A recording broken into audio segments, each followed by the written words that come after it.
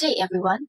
We are the Group 3 and we will be discussing the Chapter 3 entitled The Quality Service Management Strategies for Tourism and Hospitality. Let's move to the objectives on this chapter. At the end of the lesson, the student will learn to explain the concept of strategy, assess Porter's generic strategies, describe internal and external analysis, and evaluate the customer value strategy. Introduction. Strategies guide planning and decision making in tourism and hospitality. They involve setting goals, taking actions, and maximizing resources. Well crafted strategies improve productivity, simple processes, and enhance guest experience. With guests at the center, businesses can gain competitive advantage and long term success. Next, strategic planning. What is strategic planning? It is an organizational management activity that sets priorities, focuses resources, and aligns stakeholders toward common goals. It ensures measurable outcomes and helps organizations adjust to the changing environment.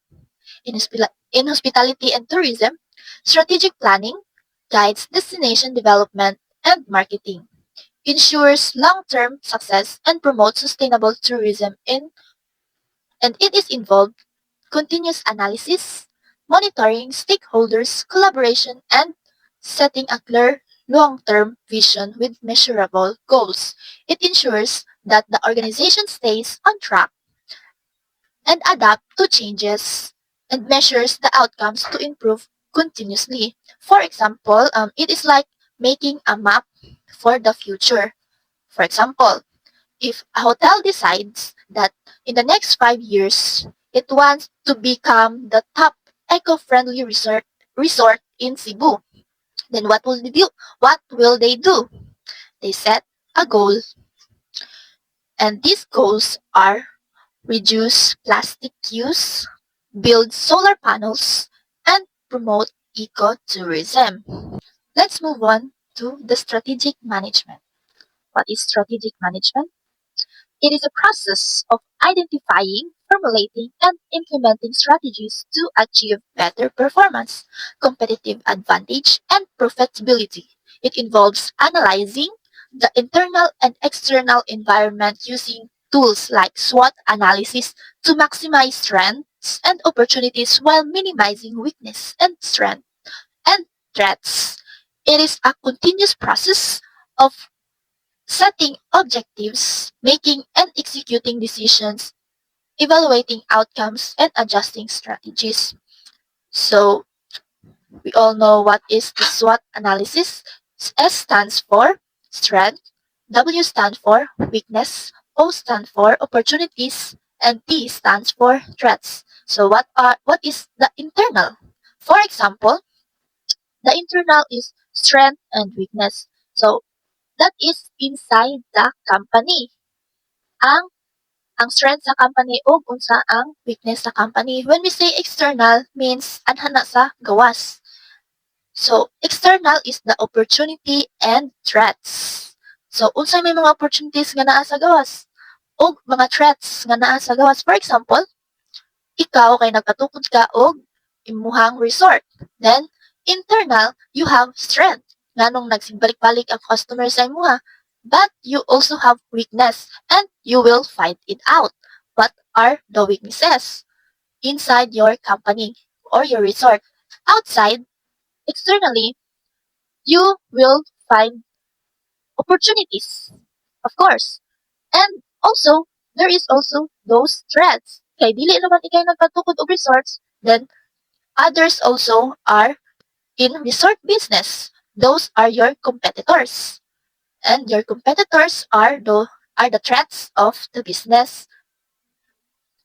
But dili naman sa resorts ang threats kung sud huna-hunaon pa. There are other threats that can become the weakness of your company. Now, let's move on to the importance and benefits of the strategic planning and strategic management.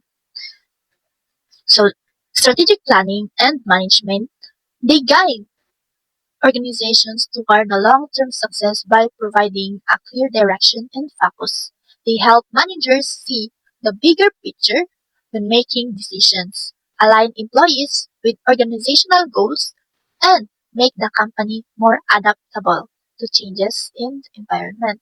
By ensuring cooperation among different departments, organization can work more efficiently, stay competitive, and continue growing in a sustainable way. So, good day everyone. My name is Tara Laxley and I'll be talking about Porter's generic strategy. So, Michael Porter came up with four main strategies that businesses use to stay competitive. These strategies help companies decide how they want to stand out in the market. There are four strategies, namely cost leadership, differentiation, cost focus, and differentiation focus. So let's start with number one, cost leadership. It minimizes operating costs to offer lower prices than competitors. This means keeping operating costs as low as possible so a business can sell at cheaper prices than competitors. An example would be think of fast food chains like McDonald's or Jollibee's. They keep costs low by mass producing and standardizing their products, which allows them to sell food at affordable prices. The next would be differentiation. It creates unique products or services that customers value and are willing to pay more for. This is when a company makes its product or service unique or something people see as special and are willing to pay more. A good example are Apple products. People may pay for iPhone not just because of the phone itself but also for the design, features, and the brand image. So differentiation is a marketing strategy that sells product along with the services and the brand names. So cost focused. Cost focused compete on price but target a specific market segment. Similar to cost leadership, but the company targets a smaller or specific market. For example, a small sari-sari store might sell cheaper goods than supermarkets, but only to its neighborhood customers. So differentiation focus offer unique products and services but for a niche market. What do you mean niche? So this is when a business offers unique products for a very specific group of market or target market. For instance, a coffee shop that only uses organic beans and serves vegan pastries. It's not for everyone, but it's very attractive to health conscious customers. So overall, businesses can either lower their cost to make their products unique or focus on specific group of people. Some companies even combine strategies like being affordable while still offering something unique. So on the next slide is the general view of Porter's generic strategies. So this maximizes performance by lowering operating costs, offering differentiated product, or focusing on specific market segment. Combining cost leadership and differentiation can leverage strengths and create outstanding offering at competitive prices, such as here customer perception. So customer perception has a competitive advantage is based on how customers perceive value. Key perceptions include value for money with higher quality, similar quality but at a lower price, or higher quality and at a cheaper price. For example, people buying clothes might choose thrifted clothes because it's cheap but still good quality, or branded stores if they want higher quality even if it's more expensive, because at the end of the day, competitive advantage depends on how customers see the product. Cost leadership, on the other hand, where companies can create a price-based competitive advantage by forecasting demand properly, producing in large quantities, using technology, outsourcing work, and learning from experience to cut cost. Think about Shopee or Lazada sellers. They often cut costs by buying wholesale and using platforms to reach more customers cheaply. Now on the next slide is about hotel industry example where porter strategies are also applied in hotel industries. So mainly there is cost leadership and differentiation. So in the next slide talks about hotel industry example where porter strategies are also applied in the hotel industry. These are cost leadership and differentiation. So in cost leadership, where hotels pursue cost leadership by minimizing operating costs to attract a broad range of guests.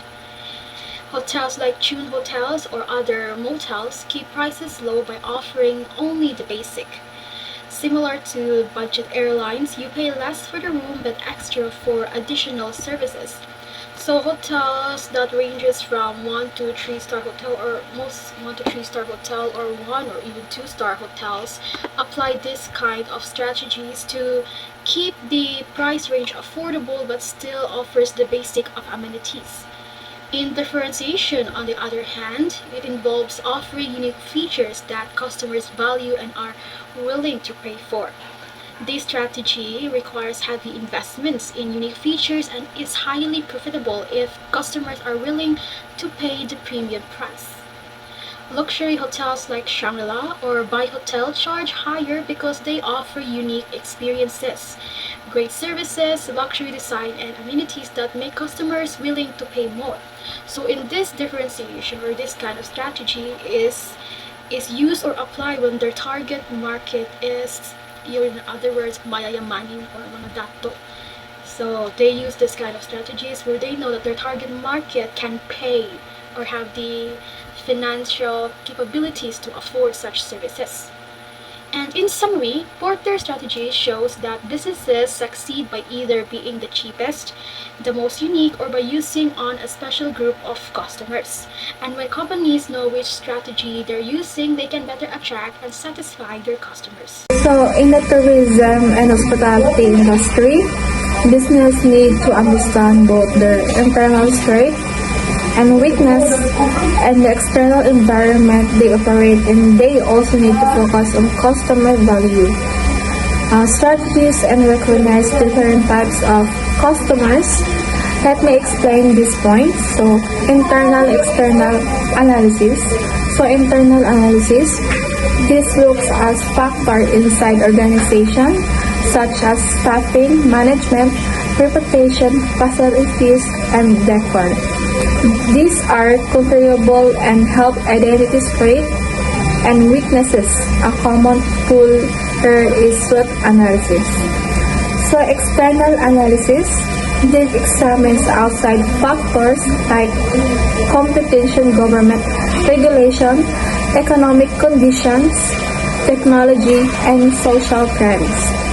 These are harder to control but they greatly affect survival and growth. A tool used here is Pestle analysis, which includes political, economic, socio-cultural, technological, legal, and environmental factors. So, customer value strategy. The internet has transformed consumer behavior over the last 20 years with online options and alternatives. Customers have higher expectations. That means businesses must understand, meet, or even exceed guests' expectations to stay competitive in the tourism and hospitality industry. So types of customers in tourism and hospitality. First is families. Second is tourists. 3 is travelers. And 4 is special. 5 is business. 6 is luxury, 7 is eco-friendly. So families is what are leisure catering services and child-friendly facilities. Second is tourists, value, comfort, hotel services, and overall experience. 3 is travelers, focus on cultural experience, use hotels and mainly as support. 4 is special, elderly or disabled guests needing adapting services. 5 is business. Global travelers for work need technology and even facilities. 6 is luxury. High spenders wanting exclusive and unique services. And 7, eco-friendly.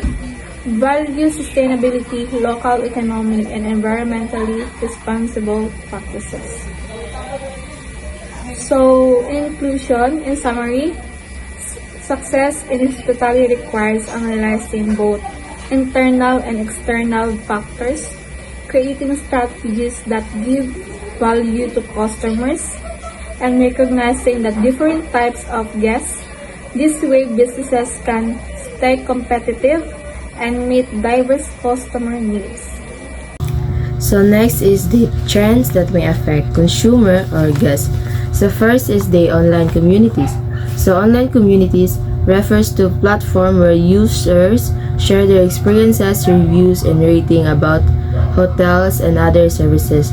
Websites like TripAdvisor, Google Reviews, or Yelp are the example.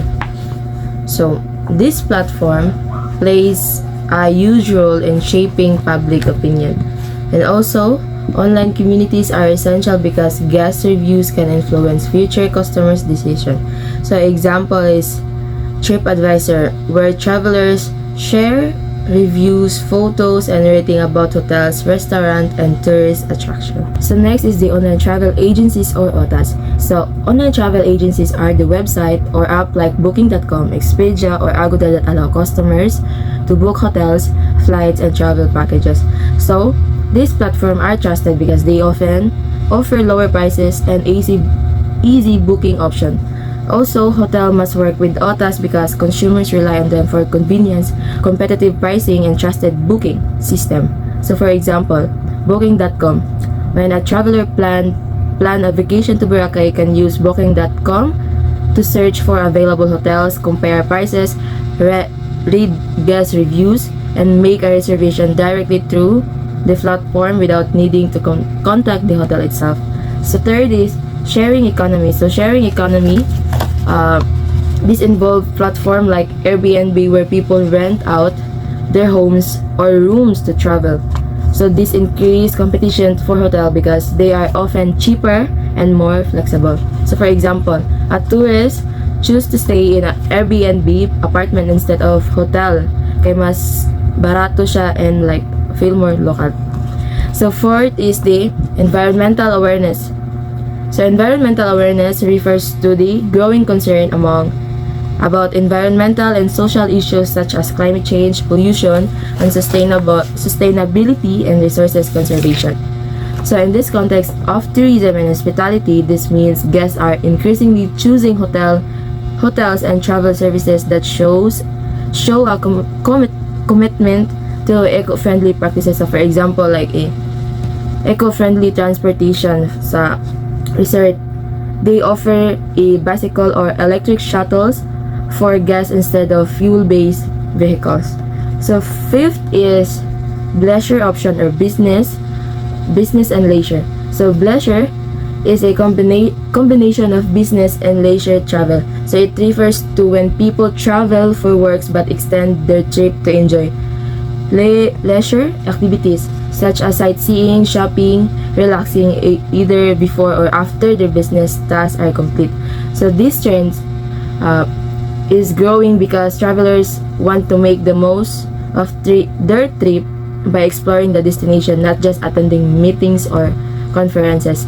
So example is when a company send an employee to Manila for business conference, and after the work-related event, the employee extend their stay for 2 more days or to visit Intramuros or go shopping at mall and enjoy the local food. So next is the digitalization. So digitalization refers to increasing use of digital technologies in hotel and tourism to improve customer experience and operations.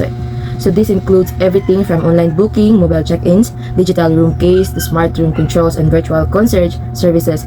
So with more travelers, especially younger generation, expecting convenience and fast service through their devices. Digitalization is becoming essential for hotels to stay competitive because it helps streamline process, reduce waiting times, and personalized guest experiences.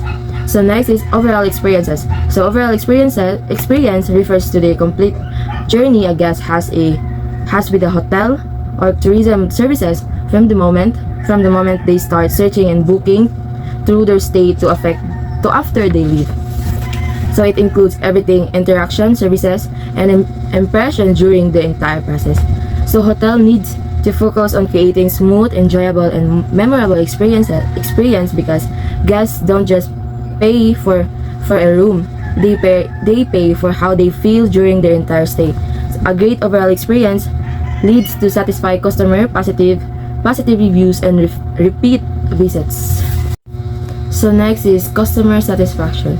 So customer satisfaction and hospitality industry means making sure guests, patrons, and visitors are happy with the services they receive. So this one is the most important goals for hotels, restaurant, and tourism business. So next is the modern hospitality organization, ensure customer satisfaction. So first is the online presence. So online presence refer to how well a hotel, restaurant, or tourism business is represented on the internet through their website, social media, online booking system, and customer reviews platform.